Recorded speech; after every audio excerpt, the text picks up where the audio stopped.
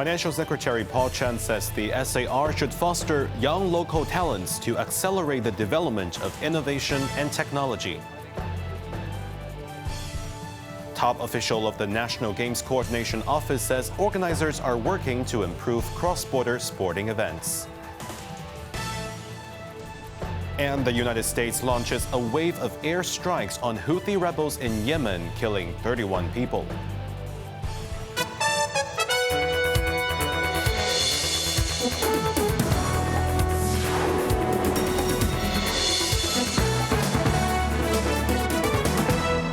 Good evening, you're watching Cable News. I'm Jeremy Zhu. To advance the development of innovation and technology in the city, Financial Secretary Paul Chan highlighted the importance of nurturing local talent in the sector. Evelyn Bai reports. Writing on his weekly blog, Chan pledged to integrate education and technology for the development of related industries and strengthen the talent base in the city. He also reiterated the need for attracting tech professionals to drive economic growth. Attending an event focused on tech talent cultivation, where students share their coding skills and experiences with artificial intelligence. The finance minister stressed that sufficient resources were allocated in his recent budget address for tech innovation. Chan revealed that on Friday, the government's investment arm, the Hong Kong Investment Corporation, will be announcing a collaboration with a technology company specializing in open-source RISC-V technology. The fifth-generation reduced instruction set computer is the latest cutting-edge technology used in personal computers and smartphones. The HKIC will also host the first Hong Kong RISC-V Development Summit and will invite secondary school students, helping them understand the development process and latest trends in the chip industry, Chan said. A two-day AI-focused Career Expo will be held at Cyberport starting this Friday. More than 580 companies will be there and offer over 2,000 positions, with about 60% related to AI, Chan added. Evelyn Bai, Cable News. 2 weeks after its grand opening, Kai Tak Sports Park held its inaugural Kai Tak Run this morning, attracting over 3,000 participants. Evelyn Bai reports. Gathering at the youth sports ground, the runners were eagerly anticipating the new route, which would take them through other parts of the multi-purpose venue, including the main stadium and the Kai Tak Arena. Elite runners and disabled athletes had the choice to participate in the 3-kilometer or 5-kilometer events. Secretary for Education Christine Choi also took part, saying it was very comfortable and fun.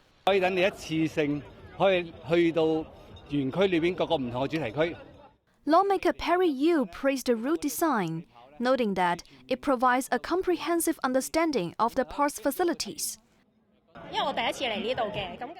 This woman said she had never been to the park before, and the track in the youth sports ground is quite spacious.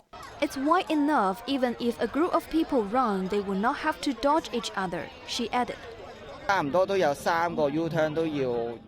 This visually impaired runner said there were 3 U-turns on the route which he took, and he had to be guided through them. Fewer turns in future events could minimize accidents, he added. Evelyn Bai, Cable News. Following multiple test runs for the forthcoming 15th National Games, Yeon Tak-kyung, who heads the events coordination office in Hong Kong, acknowledged that there is room for improvement. As for the tickets, he assured viewers that the prices will be affordable for everyone. Cheryl Yun reports. Co-hosting the National Games alongside Guangdong and Macau this November, out of the 8 events which will be held in the SAR, the road cycling race and the marathon will cover all 3 regions.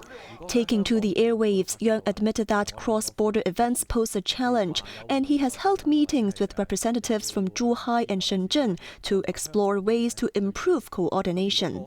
He emphasized the importance of a clear division of labor, especially in cases where athletes sustain injuries. He explained that the responsibility for handling such incidents would fall on the region where the accident occurs. Apart from basketball, track cycling, fencing, golf, handball, rugby sevens, triathlon and beach volleyball, the SAR will also host one mass participation event, which is bowling. Interested individuals can apply for preliminary selection starting next month. Successful candidates will compete against other bowlers in the finals scheduled for August. Cheryl Yun, Cable News.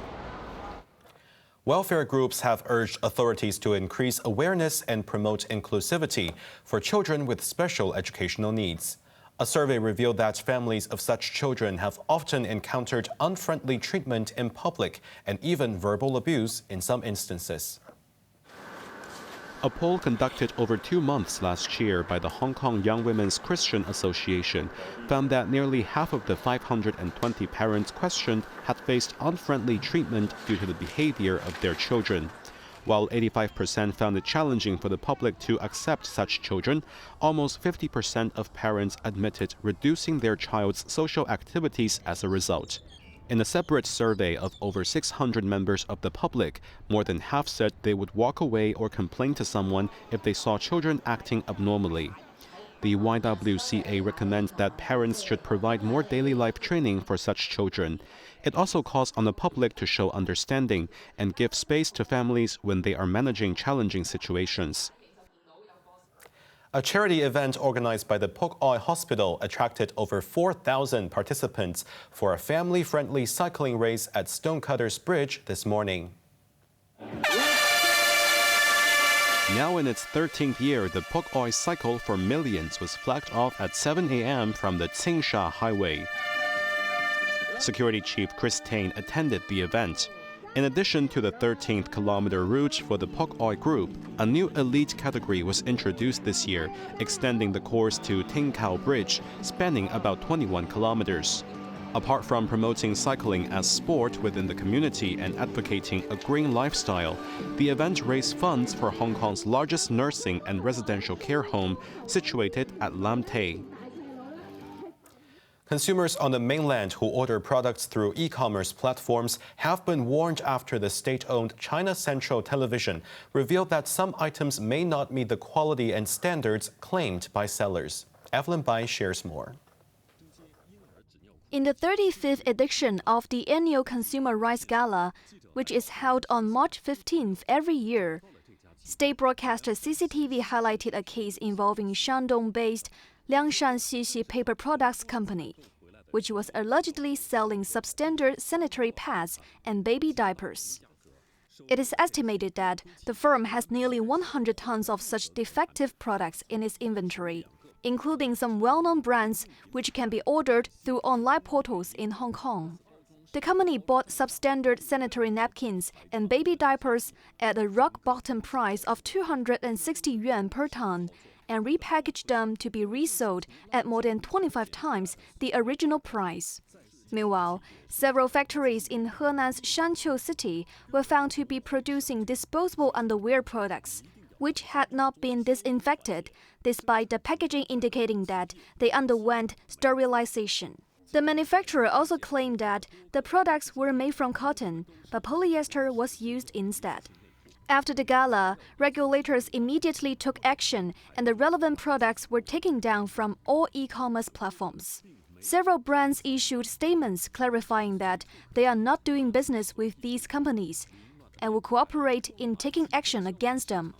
Popularly known as 315 since it is held on the 15th day of the third month, the Consumer Rights Gala exposes business misconduct, substandard products, food safety breaches, and many other things which do not meet the required standard. Evelyn Bai, Cable News.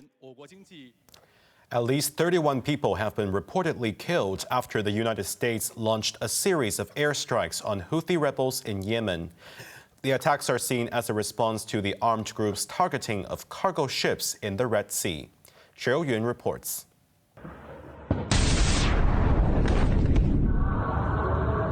Explosions were heard in Yemen's capital Sana'a.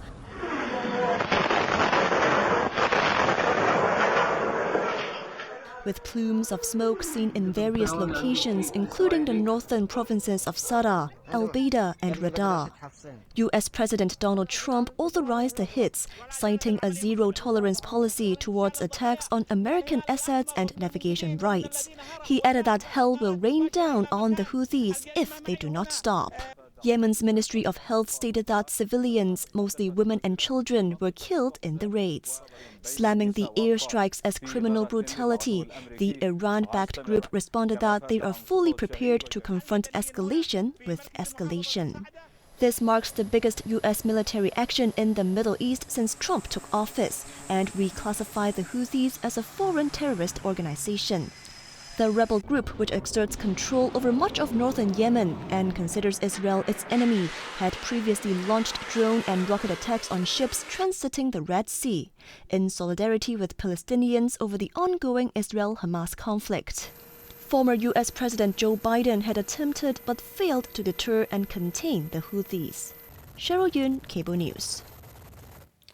Severe tornadoes and extreme weather have struck multiple states across the central and southern United States, leaving at least 34 dead and thousands of homes without power. Several states have declared an emergency. Tornado on the ground! Power flash! In Missouri, one of the hardest hit areas, buildings are severely damaged, trees uprooted, and lorries overturned by powerful winds. The tornadoes also triggered dust storms, leading to a major pileup involving at least 50 vehicles on the highway in Kansas, resulting in multiple fatalities. In Logan County in the state of Oklahoma, strong winds fueled wildfires, sparking over 130 blades, forcing 50,000 residents to evacuate. Nearly 300 homes were damaged or destroyed. The extreme weather is expected to continue, affecting more than 100 million people across several states. Blizzard warnings have been sounded for the states of Minnesota and South Dakota, with snowfall reaching up to 30 centimeters, while states on the East Coast have been advised to brace for heavy rain, strong winds, and hail. Onto the weather now. Sunny intervals during the day tomorrow with a maximum temperature of about 20 degrees. Mainly fine and dry in the middle and latter parts of this week.